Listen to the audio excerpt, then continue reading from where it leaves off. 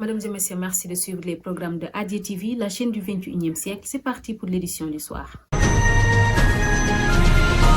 L'actualité de ce lundi à Yeumbeul, un enfant de 6 ans tué en plein sommeil dans l'affaissement d'une dalle. Vous aurez les détails dans ce journal. Rapport de l'IGE, gestion du 16, Mimi Touré se lave à grande eau et menace de porter plainte contre ses détracteurs. Et puis à Bargny, protection contre l'installation des industries polluantes. Les femmes transformatrices lancent un appel aux autorités. Vous aurez les détails dans ce journal. Et enfin, l'actualité internationale en Centrafrique après le naufrage meurtrier de la baleinière, les habitants s'interrogent. C'était tout pour les titres. Le développement, c'est dans une poignée de secondes.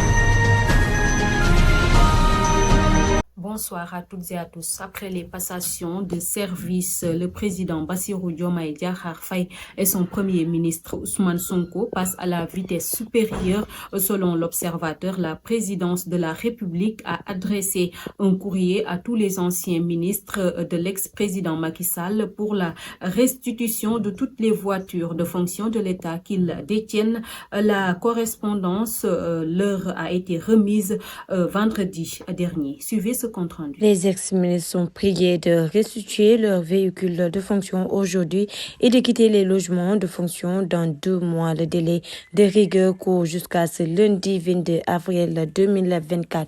Passé ce délai, renseigne le journal, l'État usera des moyens légaux pour récupérer les véhicules. Déjà, plusieurs anciens ministres sont en train de faire le nécessaire pour garer demain les véhicules au lieu indiqué avant de bénéficier d'un quitus. Des sources proches de la présidence confient que le secrétariat de la présidence détient la liste de toutes les personnes bénéficiaires de véhicules de l'État, le nombre de marques et l'année de livraison, une manière de mettre en garde ceux qui tenteraient de ne restituer qu'une voiture au lieu de 2 ou 3. Les mêmes interlocuteurs renseignent que les voitures de l'État remises à des personnes qui ne font pas partie de l'ancien gouvernement seront aussi reprise. Je vous le disais tantôt dans les titres, un réveil brutal et douloureux pour les habitants du quartier Médinatoul Mounalwara, assise dans la commune de Yeumbeul Sud, où un enfant de 6 ans a péri dans l'affaissement d'une dalle d'une maison R+1 composée de 16 chambres. Le tram a failli décimer une famille entière qui dormait à point fermé dans sa chambre. Les faits sont survenus dans la nuit du vendredi 19 au samedi 20 avril vers 2h du matin. Compte rendu signé Isabelle Bampouri. Alertés par le vacarme de l'affaissement de la dalle de la chambre, des co-habitants se rendent séance tenante sur les lieux et constatent l'horreur, rapportent les échos. Ils émeutent le voisinage du quartier et tentent de voler au secours du jeune garçon et de ses parents qui restent coincés sous les décombres de la dalle. Ils manœuvrent et s'emploient à débalayer les gros débris. Informés, les sapeurs-pompiers arrivent et parviennent à tirer d'affaire l'enfant ainsi que ses parents. Ils débarquent en vitesse sur une cavière et les acheminent au centre national hospitalier de Pikine situé dans le camp des parachutes Thiaroye. Hélas, le marmotte succombe à ses graves blessures corporelles dès son arrivée dans l'édit centre hospitalier, tandis que les 2 parents du défunt gamin sont sortis avec des blessures. Moussa Gueye, papa du défunt garçon, est admis dans un centre hospitalier pour ses soins médicaux. Le chauffeur de taxi traîne une fracture au niveau des côtes ainsi que des blessures à la tête. La mère de l'enfant du nord de Diorgom, vendeuse de tickets de bus de Tata, présente des blessures au niveau du pied droit. Leur pronostic vital ne serait pas engagé. Le corps sans vie du bambin se trouve à la morgue de l'hôpital pour des besoins d'autopsie. Et puis, l'association des femmes Maref de Vélingara dénonce avec la dernière énergie la faible représentation des femmes dans le gouvernement 1 du Premier ministre Ousmane Sonko. Ainsi, en cours d'un point de presse, Khadijatou Traoré Silla, la présidente de Maref, Machallah Réoubé Fouladou, a déploré la faiblesse présence des femmes dans ce gouvernement qui veut pourtant lutter contre contre l'injustice. Dans la foulée, elle précise que le taux de présence des femmes passe de 18% dans l'ancien gouvernement à 13% dans le gouvernement de Sonko, soit une baisse de 5%. Thioro Diouf nous en dit plus. À l'en croire, la présidente des femmes transformatrices de poissons du site Helcom, situé à Bargny, qui a accueilli le député. Les populations de ce village, situé à 35 km de Dakar, sont en danger. Nous, femmes transformatrices de Bargny, nous sommes toujours au devant de la scène pour lutter contre ces installations. Les nouvelles autorités doivent venir en aide aux habitants. Auditionner surtout sur ces industries polluantes pour voir comment elles ont fait pour avoir l'argent qu'ils gaspillent dans les communautés, a réclamé Fatou Samba. Pour sa part, l'activiste et député à l'Assemblée nationale Guy Marius Sagna dit avoir écouté les récriminations des femmes transformatrices, leurs difficultés et leurs aspirations.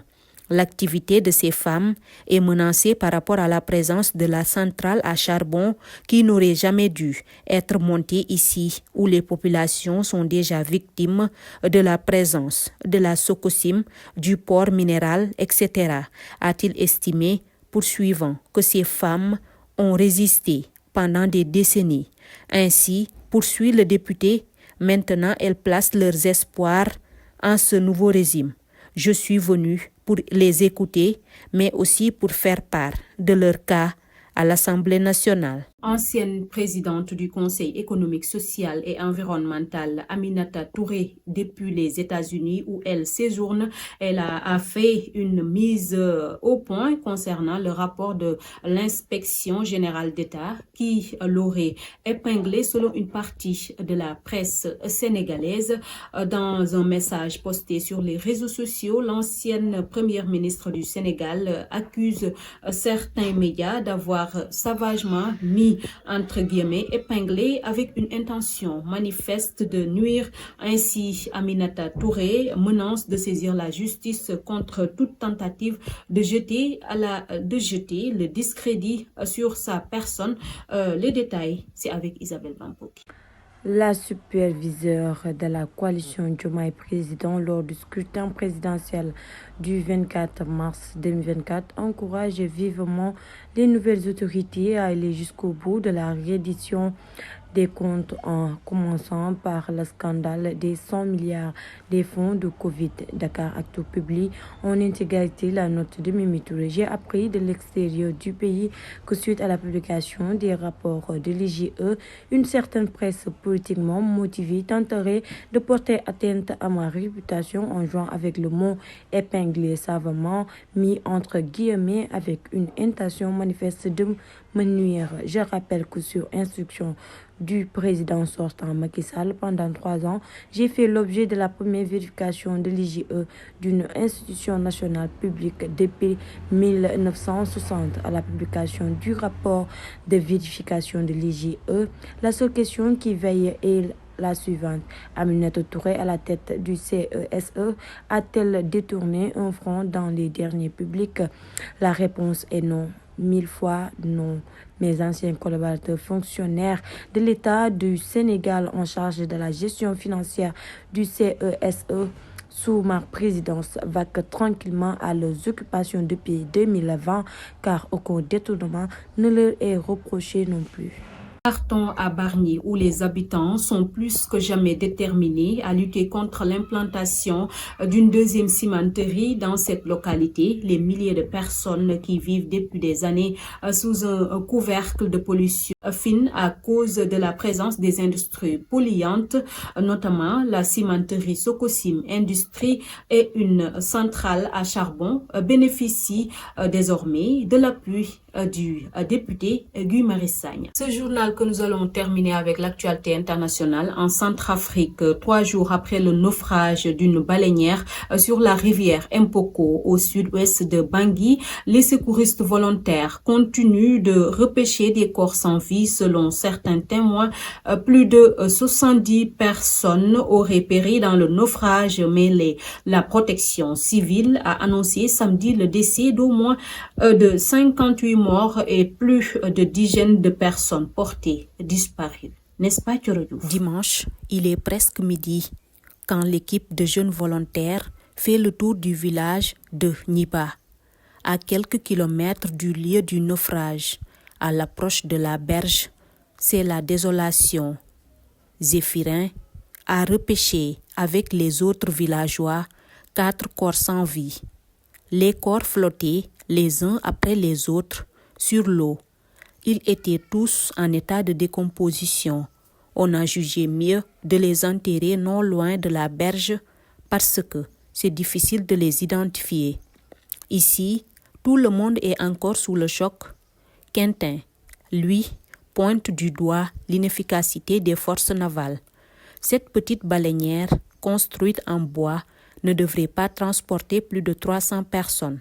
Les forces navales qui étaient là n'ont pas contrôlé l'état de la baleinière.